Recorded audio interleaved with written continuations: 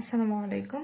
আজকে আমরা যে টপিকস নিয়ে আলোচনা করব সেটা হচ্ছে কার্যকরী মূলক সমানতা কাকে বলে বা কার্যকরী মূলক সমানতা দ্বারা আমরা কি বুঝিয়ে থাকি সে সম্পর্কে।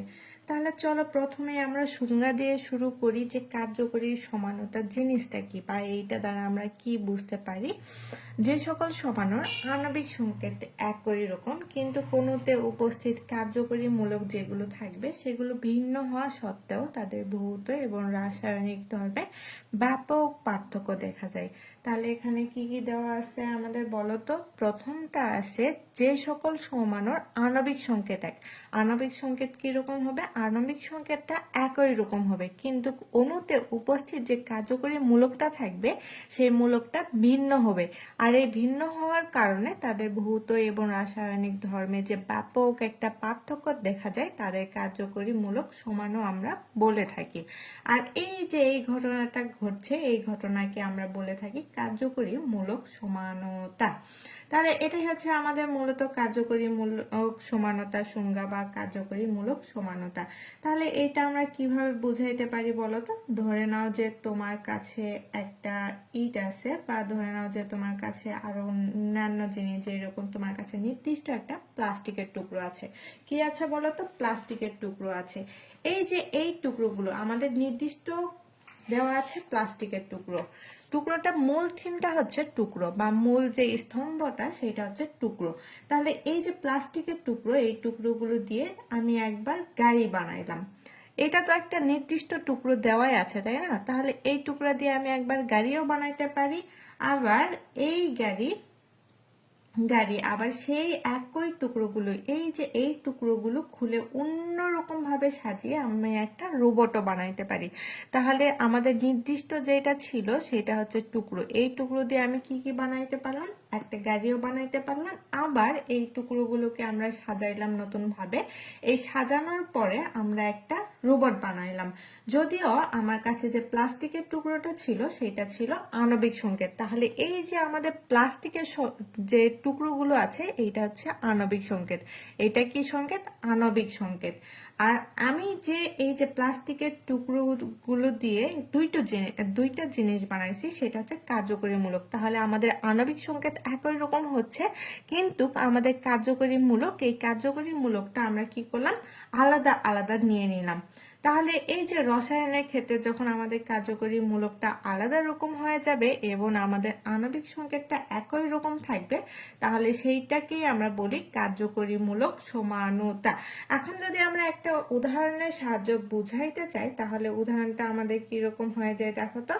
আমি ধরে নাও যে একটা আণবিক সংকেত নিলাম। আণবিক সংকেতটা হচ্ছে C3 বা C2H6 এই ধরনের কিছু একটা নিয়ে নিব। তাহলে C3H6O। এই যে আমি কোন একটা জিনিস নিয়েছি সেটা হচ্ছে C3H6O। সেটা আমাদের কি হবে সেটা আমরা জানি না। তাহলে এই যে এই জিনিসটা নিলাম C3H6O এটাই হচ্ছে তাদের আণবিক সংকেত। এটা কি? আণবিক সংকেত। আণবিক সংকেত। এখন এই যে একটা আণবিক সংকেত নিলাম এই সংকেতটা নিয়ে আমরা প্রোপানল বানাইতে পারি। তাহলে প্রোপানলের সংকেত কি? CH3 bond CH2 bond CHO। এটার নাম কি? প্রোপানল। তাহলে এখানে আমাদের তিনটা কার্বন আছে। এই যে আমাদের তিনটা কার্বন এখানে হাইড্রোজেন সংখ্যা তুমি একটু গোনো। হাইড্রোজেন সংখ্যা হচ্ছে 6টা হাইড্রোজেন আছে একটা অক্সিজেন আছে। তাহলে এটা হচ্ছে প্রোপানল। তাহলে এইরকম আরেকটা সমানও সেটা হতে পারে CH3 bond CO bond CH3। তাহলে এখানেও দেখো আমাদের কয়টা কার্বন আছে? তিনটা কার্বন আছে। আমাদের হাইড্রোজেনের সংখ্যা কত? হাইড্রোজেনের সংখ্যা 6টা এবং অক্সিজেনের সংখ্যা 1টা। তাহলে এটার নাম হচ্ছে প্রোপানল।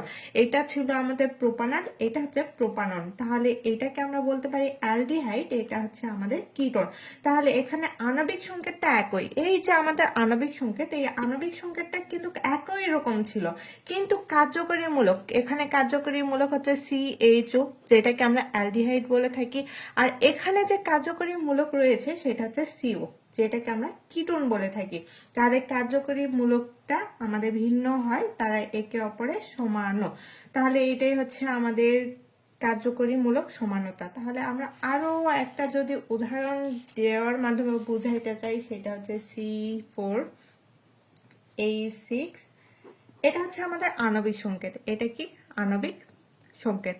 কার্যকরীমূলক সমানতার ক্ষেত্রে আমাদের আণবিক সংকেত একই রকম হয়, কিন্তু আমাদের যে গাঠনিক সংকেতটা নিব সেই গাঠনিক সংকেতটা আমাদের বিভিন্ন রকম হতে পারে। ধরে নাও যে এটার ক্ষেত্রে আমাদের গাঠনিক সংকেত বিউট 1 আইন বা আমাদের যে কোনো কিছু হইতে পারে, তাই না? তাহলে এটার ক্ষেত্রে CH3 CH2 C triple bond CH, এটাও হইতে পারে। তাহলে এটার ক্ষেত্রে যদি আমরা কার্বন সংখ্যা গুনতে চাই, তাহলে এখানে 1টা 2টা 3টা 4টা 4টা কার্বন বিশিষ্ট যৌগকে আমরা কি বলে থাকি? বিউট। এখানে তাহলে বিউটটা লিখে ফেললাম। তারপরে এখানে আমাদের কি কি আছে বলতো? আমাদের 6টা কার্বন, এখানে 6টা কার্বন আছে। তাহলে 6টা কার্বন থাকার কারণে এখানে 6টা কার্বন পূর্ণ হয়ে গেল। এখন এটা আমাদের আছে 3টা বন্ধন আছে। এই কার্বন কার্বন ত্রিবন্ধন দ্বারা যুক্ত আছে। তাহলে ত্রিবন্ধন দ্বারা যুক্ত থাকলে এটাকে আমরা কি বলতে পারি? আইন যুক্ত করতে পারি, তাই না? তাহলে এক্ষেত্রে আমাদের কয় নাম্বার কার্বনের সাথে আইনটা যুক্ত হবে? এই যে দেখো, এখান থেকে যদি আমরা এইগুলো কার্বন সংখ্যা গুনতে চাই, তাহলে 1 নাম্বার 2 নাম্বার 3 নাম্বার 4 নাম্বার 4টা কার্বন আছে, এবং 1 নাম্বার এবং 2 নাম্বার কার্বনের মিডল পয়েন্টে আমাদের ত্রিবন্ধন দ্বারা যুক্ত আছে। তাহলে এখানে আমরা লিখতে পারি না বিউট 1 আইন। তাহলে এই যে আমাদের আণবিক সংকেত দ্বারা আরো একটা যৌগ তৈরি করতে হবে, সেই যৌগটা আমাদের এইরকম হতে পারে CH3 carbon triple bond carbon CH2। তাহলে এক্ষেত্রে দেখো, আমরা যদি কার্বন সংখ্যা গুনতে চাই, তাহলে কার্বন সংখ্যা 1 number carbon, 2 number carbon, 3 number carbon এবং 4 নাম্বার কার্বন, মানে 4টা কার্বন দ্বারা যুক্ত আছে।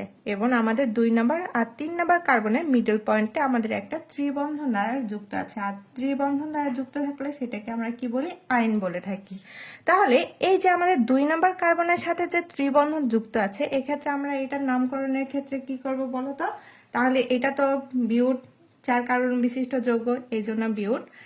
আর এই যে 2 নাম্বার এবং 3 নাম্বার কার্বনের সাথে যেহেতু আমাদের ত্রিবন্ধনটা যুক্ত আছে, এক্ষেত্রে বলতে পারি বিউট 2 আইন। তারপরে আমরা আরো একটা যদি উদাহরণ দিই, ধরে নাও যে কোনো একটা সায়ানাইড হতে পারে, সেটা C2H3N। এন মূলত আমাদের CN বা N যেটাই হোক না কেন, এটা আমাদের সায়ানাইডের সংকেত। তাহলে মূলত আমাদের আণবিক সংকেতটা কি ছিল? আণবিক সংকেত হচ্ছে C2H3N, তাই না? এখন এটা হচ্ছে আণবিক সংকেত। এইটা দ্বারা আমাদের কি করতে হবে? কার্যকরীমূলক দুইটা আলাদা আলাদা হবে এবং এদের গাঠনিক সংকেতটা দেখাইতে হবে। তাহলে ধরে নাও যে এটা এরকমও হতে পারে CH3 বন্ড ও COCH3। এখানে কয়টা কার্বন দ্বারা যুক্ত আছে? এই যে দেখো, 2টা কার্বন দ্বারা যুক্ত আছে। 2টা কার্বন, একটু ভুল হয়ে গেল, CH3 বন্ড CN। আমাদের মূলত হাইড্রোজেন কয়টা ছিল? 3টা। এখানে হাইড্রোজেন কয়টা আছে? 3টা। এবং N কয়টা আছে? 1টা। এখানে কার্বন কয়টা আছে? 2টা। তাহলে মূলত আমাদের হিসাবটা মিলেই গেল। এখন কথা হচ্ছে এইটার নামটা কি হবে? তাহলে আমরা CH3 দ্বারা এটাকে কি প্রকাশ করি? মিথেন। মিথেন না? আর CN কিসের সংকেত? সায়ানাইডের সংকেত। এটা একটা বিষাক্ত বস্তু যেটাকে আমরা সায়ানাইড বলে থাকি। এইটা খেলে মানুষের মৃত্যু অবধি হইতে পারে। তাহলে মিথেনের সাথে সায়ানাইড, তাহলে এটাকে আমরা কি বলতে পারি? Methyl cyanide. Methyl cyanide. Cyanide. তাহলে এই যে আমাদের আণবিক সংকেত, এই আণবিক সংকেত দ্বারা আমাদের আরো একটা কার্যকরীমূলক যুক্ত একটা যৌগ তৈরি করতে হবে। এই যৌগটা আমাদের হতে পারে CH3 বন্ড NC। তাহলে এইটার নামকরণ কি হবে? এইটার নাম হচ্ছে তেমন কিছুই না, মিথাইল যেটা ছিল এই মিথাইলটা ঠিক অবস্থানেই থাকবে, শুধুমাত্র এখানে নামকরণের ক্ষেত্রে এখানে হবে আইসো সায়ানাইড। সায়ানাইড। তাহলে দেখো আমাদের ক্ষেত্রে এখানে কি হচ্ছে, শুধুমাত্র কার্যকরীমূলক সমানতায় এখানে কার্যকরীমূলকটা ভিন্ন হয়ে যাচ্ছে, কিন্তু আমাদের মূল যে থিমটা ছিল আণবিক সংকেত, এই আণবিক সংকেত যেখানকার জিনিস সেখানেই থেকে যাচ্ছে। যেই রকম আমরা ধরে নাও যে বিভিন্ন রকম ইট আছে আমাদের বাড়িতে, যখন আমরা বাড়ি তৈরি করি সেক্ষেত্রে আমাদের ইট সংখ্যা কিন্তু একটা নির্দিষ্ট অ্যামাউন্টে নিতে হয়, সেটা হতে পারে 2000 বা 3000, যে কোনো কিছু। তাহলে এই 2000 ইট দিয়ে আমি কি করতে পারি, একটা বাড়ির এক পাশে একটা যেটাকে বলি প্রস্থ, সেই প্রস্থটা উঠাইতে পারি, আবার এমনও করতে পারি যে মেঝেতে বিছাইতে পারি। তাহলে আমাদের মূল যেটা স্তম্ভটা বা যেটা বলি না কেন সেটা আণবিক সংকেত হবে, এবং আমরা এই আণবিক সংকেত দ্বারা কি তৈরি করছি বা কিভাবে তৈরি করছি সেটা হচ্ছে আমাদের কার্যকরীমূলক। তাহলে আমাদের আণবিক সংকেতটা সবসময় একই রকম থাকবে, কিন্তু কার্যকরীমূলক বিভিন্ন জায়গায় বিভিন্ন হওয়ার কারণে এদের মধ্যে ভৌত ধর্মে বা রাসায়নিক ধর্ম যেটা থাকে এই ধর্মটার বিভিন্ন রকম পার্থক্য দেখা যায়, তাকে আমরা কার্যকরীমূলক সমানও বলে থাকি। এবং আর এই যে ঘটনাটা ঘটছে এইটাই আমাদের কার্যকরীমূলক সমানতা। তারপরে যেটা টপিকসটা আছে আমাদের সমানতার ক্ষেত্রে সেটা হচ্ছে মেটামারিজম। মেটামারিজম কাকে বলে বলো তো? মেটামারিজম হচ্ছে একই সমগোত্রীয় শ্রেণীর অন্তর্ভুক্ত দুটি যৌগের আণবিক সংকেত এক। এই যে আমাদের এ ক্ষেত্রেও আণবিক সংকেতটা একই রকম থাকছে, কিন্তু তাদের কার্যকরী মূলকে দুই পাশে কার্বন শিকলের বিন্যাস এবং কার্বন সংখ্যা ভিন্ন হয়। তাহলে এখানে আমাদের কার্যকরী মূলকও থাকবে, আমাদের যেখানেই যাই না কেন বা যে সমানতার ক্ষেত্রে কথা বলি না কেন আমাদের আণবিক সংকেত সবসময় একই রকম থাকছে, কিন্তু আমাদের কার্যকরী মূলক নিয়ে কাজ হচ্ছে। কার্যকরী মূলক কখনো দেখা যাচ্ছে যে দুইটা দুই রকম আলাদা রকম হয়ে যাচ্ছে, আবার কখনো দেখা যাচ্ছে দুইটা একই রকম থাকছে, এদের মধ্যে আমাদের নামকরণটা আলাদা রকম হয়ে যাচ্ছে। আবার এক্ষেত্রে আমরা মেটামারিজমের ক্ষেত্রে কি দেখতে পাচ্ছি, মেটামারিজমের ক্ষেত্রে আমাদের কার্যকরী মূলকের দুই পাশে দুই কার্বন, এইটা আমাদের কার্বনের বিন্যাসটা ভিন্ন হয়, তখন তাদেরকে আমরা মেটামার বলে থাকি। আর এই যে ঘটনাটা ঘটছে, যে ঘটনার মাধ্যমে আমাদের মেটামার ঘটছে বা মেটামার তৈরি হচ্ছে, এই ঘটনাকে আমরা বলে থাকি মেটামারিজম। তাহলে এইটার উদাহরণ হিসাবে আমরা কি দিতে পারি বলতো? মেটামারিজমের উদাহরণ ধরে নাও যে তোমার কাছে বা তোমার কাছে 4টা চকলেট আছে, আর এই চকলেটগুলোর মধ্যে একটি তুমি টেবিলে রেখে দিয়েছো। তাহলে তুমি প্রথম দিন, যেটা আমাদের প্রথম দিন নিয়ে কাজ করব, সেটা তুমি টেবিলের বাম পাশে 2টি এবং ডান পাশে 2টি চকলেট রাখলা। তাহলে এটার বিন্যাস কিরকম হলো? 2:2, এইরকম বিন্যাস হইলো না? আবার দ্বিতীয় দিন, তাহলে ডে 2, এই ডে 2 এর দিন তুমি কি করলা? বাম পাশে একটি চকলেট রাখলা, এই চকলেট সংখ্যা কিন্তু 4 থেকে যাচ্ছে, কিন্তু 2 নাম্বার দিনে আমি বাম পাশে বা বাম সাইডে একটি চকলেট রাখলাম এবং ডান পাশে 3টি চকলেট রেখে দিলাম। এই যে আমাদের বিন্যাসটা ঠিক এরকম থাকছে। এই যে 2:2 বা আমাদের আণবিক সংকেত যেটা, সেটা 4টি থাকছে, কিন্তু কখনো আমরা প্রথম দিনের ক্ষেত্রে 2:2, আবার দ্বিতীয় দিনের ক্ষেত্রে আমরা 1:3 এইরকম বিন্যাস করতে পারি। তাহলে এখন টেবিলটি হলো একটা কার্যকরী মূলক, আর চকলেটের যে বিন্যাসটা করছি বা চকলেটের যে পরিবর্তনটা করছি সেটা হচ্ছে আমাদের মেটামারিজম। আমি টেবিলের উপর রাখছি, জিনিসটা কিন্তু আমাদের টেবিলের উপর থাকছে, এই টেবিলটাই আমাদের কার্যকরী মূলক। আর আমরা 2 পাশে না 4 পাশে না 3 পাশে রাখবো, সেটা আমাদের মেটামারিজম। তাহলে মেটামারিজম হবার কিছু শর্ত আমাদের থাকে। শর্তগুলো হচ্ছে, দ্বিযোজী কার্যকরী মূলকের ক্ষেত্রে আমাদের কার্যকরী মূলকটিকে অবশ্যই এমন হতে হবে যার দুই পাশে কার্বন যুক্ত হওয়ার সুযোগ আছে। মানে আমাদের যখন দ্বিযোজী মৌল হবে সেক্ষেত্রে আমাদের কি করতে হবে? দুই পাশে কার্বন যুক্ত হওয়ার সুযোগ দিতে হবে। আবার আমাদের কার্বনের সংখ্যা যৌগে কমপক্ষে 4টি কার্বন থাকতে হবে। আমাদের এই যে মেটামারিজমের ক্ষেত্রে আমাদের সর্বোচ্চ যে সংখ্যাটা যৌগের ক্ষেত্রে, এই সংখ্যক আমাদের 4টা কার্বন বিশিষ্ট যৌগ হতে হবে, বা 4-এর অধিক হতে পারে কিন্তু 4-এর কম হওয়া যাবে না। আবার এদের সমগোত্রীয় শ্রেণী, উভয় যৌগকে একই শ্রেণীর হতে হবে, যদি একই না হয় তাহলে এরা মেটামারিজম হবে না। এখন মেটামারিজমের শর্ত জানলাম, এখন কথা হচ্ছে মেটামারিজমের উদাহরণ হিসাবে ধরে নাও যে এখানে আমরা দিতে পারি CH3 bond CH2 bond oxygen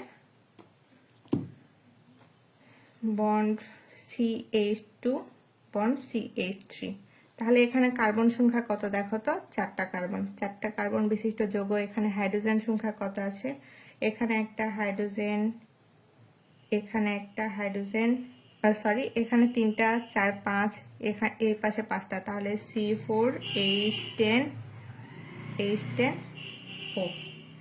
এই যে আণবিক সংকেত যেটা H10O, সরি C4H10O, তাহলে আণবিক সংকেত হচ্ছে এইটা। মানে আমাদের মূল এখানে ইথার মূলক, ইথার মূলকটা মিডল পয়েন্টে থাকে। ইথার মূলক এটা আমাদের মিডল পয়েন্টে থাকে, বন্ড অক্সিজেন। এখন কথা হচ্ছে আমাদের যখন এইটা সাজাইলাম, এটা তো আমরা সাজাইতে পারি তাই না, তাহলে এইটার যে এটা নামকরণটা, নামকরণের ক্ষেত্রে এটা হচ্ছে die ethyl ether, die ethyl ether. দেখো এখানে 2টা ইথাইল মূলক আছে, তাহলে 2টা ইথাইল মূলক থাকার কারণে ডাইইথাইল। এবং ইথার কেন হইলো, এই যে বন্ড অক্সিজেন বন্ড এটা আছে না, ইথার মূলক আছে, এই জন্য আমাদের এখানে ডাইইথাইল ইথারটা বসলো। এখন কথা হচ্ছে আর একটা যৌগ তৈরি হতে পারে। যৌগটা কিরকম হতে পারে দেখো, CH3 bond oxygen bond CH2 bond CH3, এইরকমও তো যৌগ তৈরি হতে পারে তাই না। যদি যৌগটা তৈরি হতে পারে, এখানে আমরা আরো একটা কার্বন সংখ্যা দিয়ে দিলাম CH3, হতেই তো পারে CH3। তাহলে দেখো এক্ষেত্রে আমাদের কি হচ্ছে, এটার নাম কি, এটার নাম হচ্ছে মিথাইল প্রোপাইল। এই যে এই পাশে আমাদের আছে মিথাইল গ্রুপ আর এই পাশে আছে আমাদের প্রোপাইল গ্রুপ, তাহলে মিথাইল প্রোপাইল। আর আমাদের মিডল পয়েন্টে যেটা আছে সেটা হচ্ছে আমাদের কি আছে, অক্সিজেন। তাহলে অক্সিজেন বামে 1টি কার্বন এবং আমাদের ডান দিকে 3টি কার্বন বিশিষ্ট যৌগ আছে তাই না। তাহলে এদের ক্ষেত্রে যদি লক্ষ্য করো তাহলে দেখবা যে এরা উভয়ই কিন্তু সমগোত্রীয় শ্রেণী বা একই গোত্রীয়। কারণ দেখো এখানে মিডিল পয়েন্টে এখানেও আমাদের আছে অক্সিজেন, সেটা যত নম্বর কার্বনেই থাকুক না কেন, এখানে আমাদের মিডিল পয়েন্টে আছে অক্সিজেন, এখানেও আমাদের মিডিল পয়েন্টে আছে অক্সিজেনই কিন্তু। তাহলে আমরা এখান থেকে বুঝতে পারি যে এটা একটা দ্বিযুজি মৌল এবং এখানে আমাদের মেটামারিজম বা আমাদের কি ঘটছে, আমাদের কার্যকরী মূলক, যেটা কার্যকরী মূলকটা আমাদের কি থাকছে বলতো, কার্যকরী মূলকের 2 পাশে কার্বন শিকলের বিন্যাস বা কার্বন সংখ্যা সবসময় ভিন্ন হচ্ছে। তাহলে এটা থেকে বলতে পারি যে এটা আমাদের মেটামারিজম। তাহলে আরো একটা উদাহরণের সাহায্যে এটা বোঝানোর চেষ্টা করি। ধরে নাও যে আণবিক সংকেত তো বিভিন্ন রকম হতে পারে, তাহলে আণবিক সংকেত C5H10O এটাও তো হতে পারে তাই না। তাহলে এটা আমাদের আণবিক সংকেত নিয়ে নিলাম।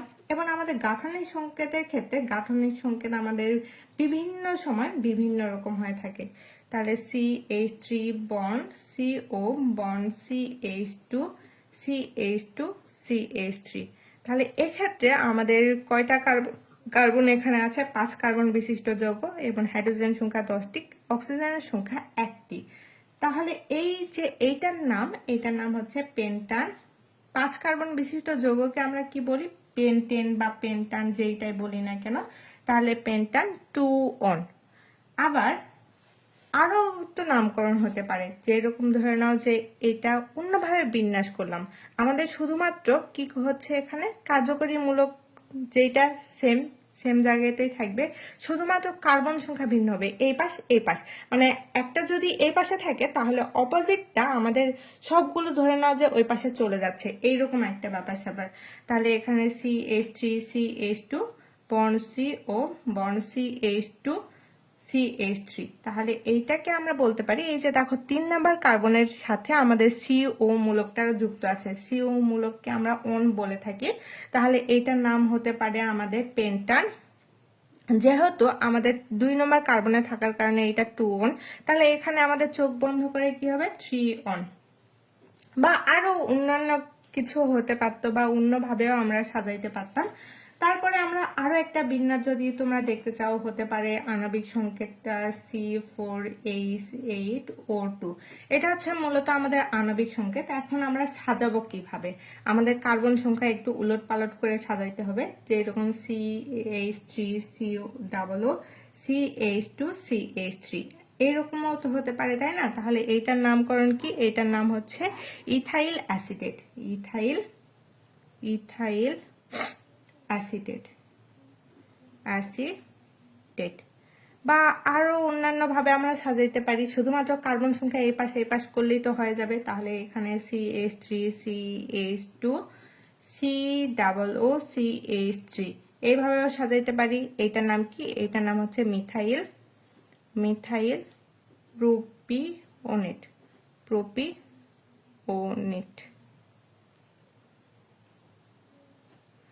তাহলে দেখো এখানে মূলত আমাদের কি হচ্ছে, আমাদের যেটা থাকছে মূল যে স্তম্ভটা আমাদের একই সমগোত্রীয় শ্রেণীর, একই রকম শ্রেণীর হতে হবে এবং দুইটি যৌগের যে কোনো দুইটি বা যে দুইটি যৌগ নিয়ে আমরা কথা বলবো, দুইটি যৌগ সাজাবো, এই দুইটি যৌগের আণবিক সংকেত একই রকম হবে। আমাদের যে আণবিক সংকেত নেব, যদি সিও আণবিক সংকেত নেই তাহলে সিও নিতে হবে, যদি আমাদের ও নেই তাহলে ও এইটাই আণবিক সংকেত নিতে হবে। যদি আমরা আণবিক সংকেত COO বন্ড নেই তাহলে COO নিতে হবে। যেইটাই আণবিক সংকেত নেই না কেন, হোক সেটা CO, হোক সেটা O বা হোক সেটা COO, এটা ব্যাপার না। ব্যাপারটা হচ্ছে এইরকম যে কার্যকরী মূলকের যে কার্যকরী মূলকটা আছে, এই যে কার্যকরী মূলকগুলো সেটা হতে পারে OH মূলক বা যে কোনো মূলকই হোক না কেন, এই মূলকগুলোর দুই পাশে কার্বন শিকলের বিন্যাসটা, এই পাশে ধরে নাও যে কার্বন 2টা আছে, এই পাশে কার্বন 3টা আছে, অপোজিটে আমরা কি করব, এই পাশে কার্বন সংখ্যা 1 রেখে দেব, এই পাশে 4টা নিয়ে চলে যাব। আমরা ধরে নাও যে এখানে আমরা 4টা রাখলাম, এই পাশে 2টা, এই পাশে 2টা, এরকম শুধুমাত্র কার্বন সংখ্যার বিন্যাসটা আলাদা রকম হইলে সেটাকে আমরা মেটামার, আর এই ঘটনাকে মেটামারিজম বলে থাকি। এই ছিল মূলত আমাদের আণবিক সমানতার কার্যকরীমূলক সমানতা এবং মেটামার সমানতা বা মেটামারিজম সমানতা। আসসালামু আলাইকুম।